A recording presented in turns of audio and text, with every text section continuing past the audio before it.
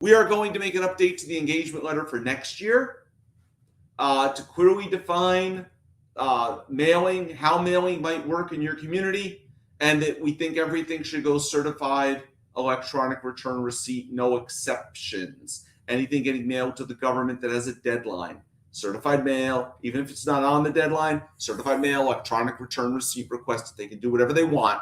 We're warning them of the risk. We're adding this to the engagement letter. I think it's important. Late file assessments due to good faith. The defense is going to depend entirely on the quality of the documentation assembled before the return was mailed.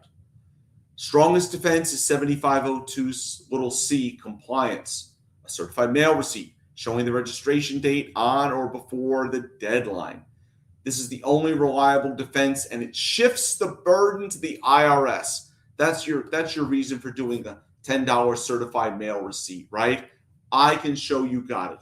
Now, there's a whole sub-story from one of our tax attorney friends where they said to him, all that means is you mailed me an empty envelope. He went back and got the postal receipt that showed that it was like 4 pounds or something. He says, I mailed you 4 pounds of something. And he won that argument. But I don't think that's an argument that the IRS would sustain in appeals or in the tax court. If you can prove you mailed it, they've got to prove you didn't, and they can't. Okay, so this is the core lesson here, is to build the defense before the deadline. That's why we're sending stuff in certified mail. And I know I've beat this up, so I'm going to let it go. Certified mail should be the default.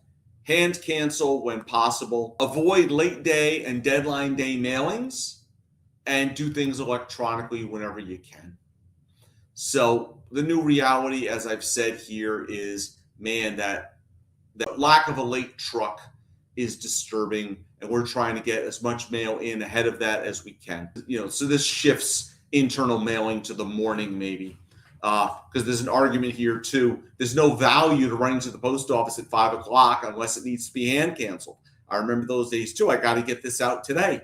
I'll say to you, why let someone leave at 4:45 to run to the post office and go home when it's just going to sit in the post office? Right? I hear the moans in the other offices here.